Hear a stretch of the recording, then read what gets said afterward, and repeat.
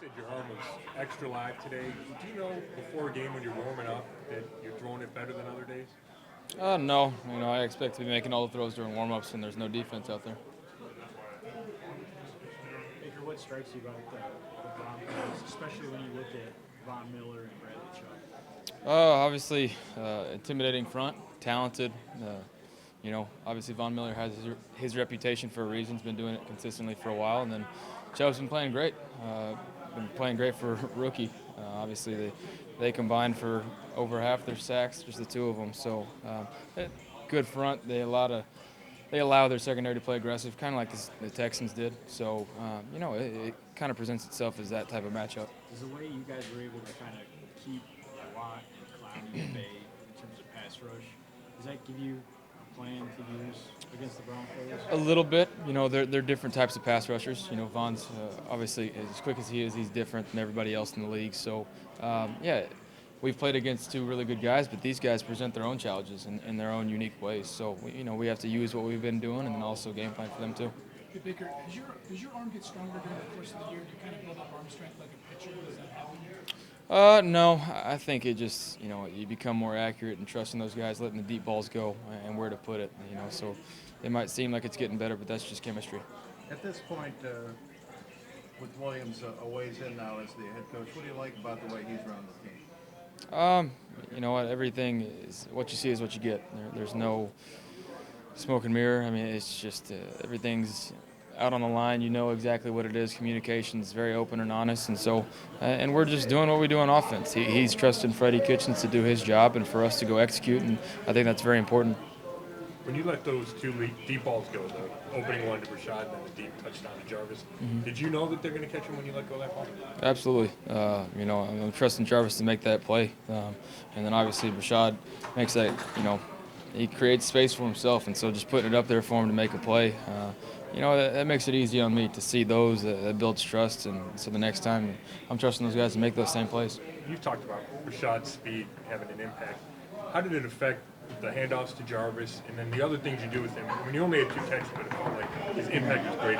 Oh, absolutely. Anytime you have a guy to stretch the field like that, it presents a whole other ballgame. So in one of David's deeper catches towards our sideline, Rashad ran the same post and took the safety out of there so David could make that play. So it stretches the defense, and then obviously creates, in the back of their mind, they're thinking, we got to cover the deep ball, and it allows the underneath stuff to work, and obviously the run game too. Who's got more speed, Callaway or Perriman? Oh, you're going to start an argument in the locker room. I don't know, because they're two different guys. The guys mess with Perriman about how he takes him a little bit to get to full speed. He's a straight line guy, and I'd say Callaway, from 0 to 100 top speed, he's quicker than that. In terms of Jarvis, just as a pass catcher, just how good is he? And did you get a chance to watch? I mean, when you watched that catch in the end zone, Yeah. what did you think of it? Unbelievable catch in traffic with guys all over him, around him, and just to be able to have strong hands is what we've seen throughout the year with him, is fight through and make those competitive catches. That's what he's paid to do, and he does it on a consistent level. So it's fun to watch, and when he makes those plays, it's pretty special.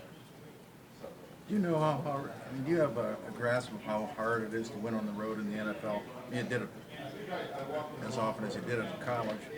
How different is it to win an NFL game than it is? Yeah, no, NFL games as it is are always close. You always have to do the little things right. We've seen that firsthand, so it's very important to do that, and especially on the road, because if a team gets a momentum, especially on a Saturday night game, prime time, that the crowd will be into it. Both teams are fighting for a last playoff hope. We have to win out, and so all those factors play into it. You have to do the little things right. Every game's going to be close, but it comes down to doing the details. And part of that question is people around here have seen so few road wins, especially against competitive teams, that it's hard to believe the Browns can win against a competitive team on the road. You're looking at it your way, just looking at it as another winnable game, or how? All the ways out. All that stuff about not winning a road game, not having the open mindset and positive mindset that we're going to go take that game. It doesn't matter who we're playing, where we're playing. We expect to win, and that's how we have to approach it. So that's the new culture we're trying to bring, and that's how it has to be. Does it add a lot to this game that you guys do still have a chance, that you're still in it? Absolutely, and like I said after the game, we have to take it 1 week at a time. So this game obviously presents a great challenge considering Denver's in that race as well. In that wild card race, and so if we take care of business 1 week at a time, we'll handle it. It'll handle the rest, and we're trusting good things to happen after that. Is it mind-blowing in some ways that you guys still have a chance to even win the division? No, if we win out, we'll have a positive record, so not mind blowing at all. Do you think about it at all? You got to have a big picture mindset, but still be able to focus in, the task at hand. So, no, right now, it's, everybody knows, we've talked about it, that we're still in that hunt. We said it a couple weeks ago, but, we just have to handle, this week. That's the important thing. When you're completing passes to 7, 8, 9 guys, in a game, obviously that's what you want is a quarterback. But how much of that is a byproduct of your field vision? How much of that's a byproduct of what Freddie's designed?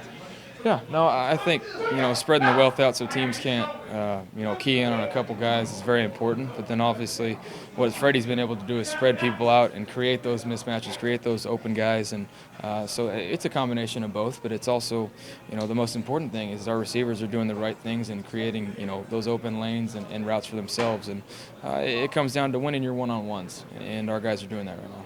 Baker, you said Sunday that we're not there yet as a team. In your mind, what boxes need to be checked off to show that this team's arrived, or where you think it should be? Consistency, learning how to win, because we very easily, if we didn't turn the ball over and we just used the momentum within the game and jumped on them, we could have put that game to rest very, early on. And so just learning how to win, learning how to complete games, play as a team, and like I said, consistency in the details is what that comes down to. And, and especially playing a team like Denver on the road, we have to do that. We have to be able to do that and check those boxes when we play on the road. That wasn't the cleanest game once. What? That wasn't the cleanest game on Sunday, just, overall big picture. But you guys in the end found a way to get it done. Is that just part of what you're talking about, that process of just finding ways to get it done even when you're not maybe at your best? Yeah, no, absolutely. The most important thing is always winning.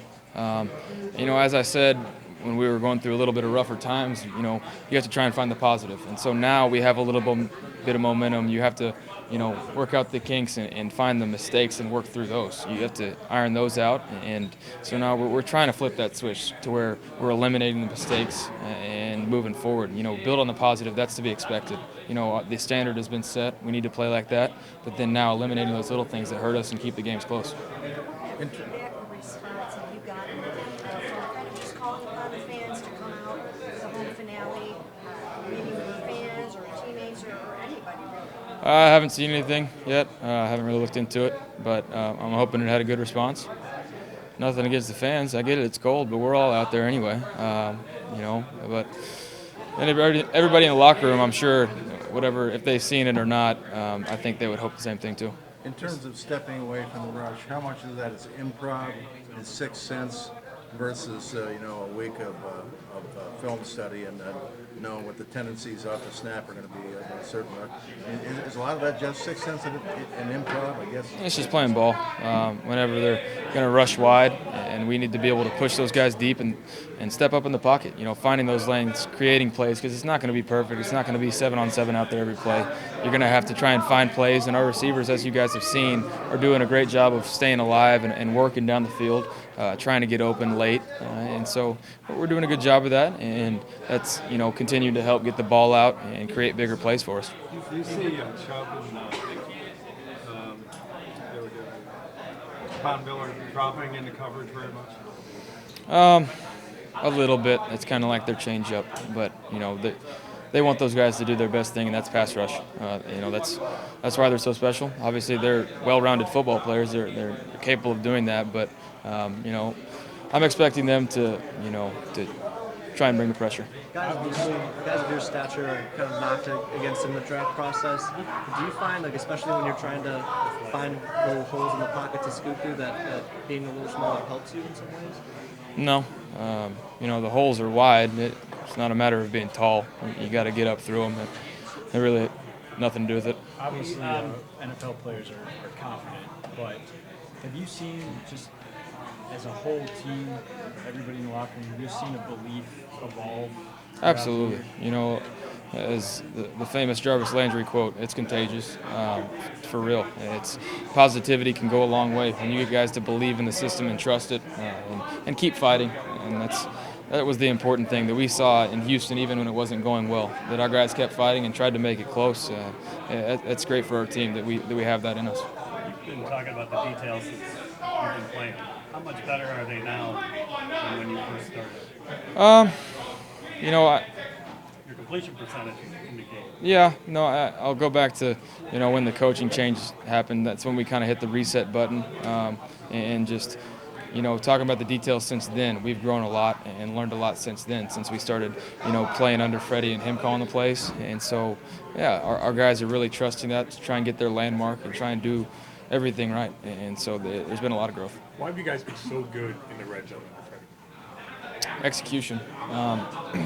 You know, we talk through the game plan and what we're comfortable with, what we've worked through the week, and then our guys go out and execute. They protect, and then our guys are making plays. They're doing the blocks if they need to. We're getting, you know, the right looks and having the right plays called for it. And so it's a matter of having the right game plan in and our guys making plays. Freddie said it's Lululemon. That's where you get the headband. No. Good? Are you and Freddie really Thought that was it. like-minded, or are there plenty of times when you have? I'm not like-minded like debate? Freddie. No, he's going down when it comes to the Orange Bowl. We're not like-minded at all. He's from Gadsden, Alabama. No. But well, you got to think together as a game. Together, but not like-minded. Yes. All right. Do you think It's easy to together- stoop down to that level instead of him come In up. terms of seeing how a game is called, do you? Oh like-minded that way? yeah. On a serious note, yes. Very, you know, talking about spreading people out, creating mismatches, getting guys in good opportunities to win their one-on-ones, and where to go with the ball. How he's keyed me in on what to look for, and how to execute. Yeah, no, it's been great to be able to learn from him and a new perspective on it. Greg says that you throw even longer passes in practice than you do. So my question is, do you know like what's the longest pass you've ever thrown? Have you ever figured that out? Haven't brought out the, you know, measuring tape for that. Couldn't tell you. What's the message? We inspire the lives of kids. Sammy Wilk, future brother-in-law. It's his foundation. It's his birthday, by the way. Happy birthday, Sammy.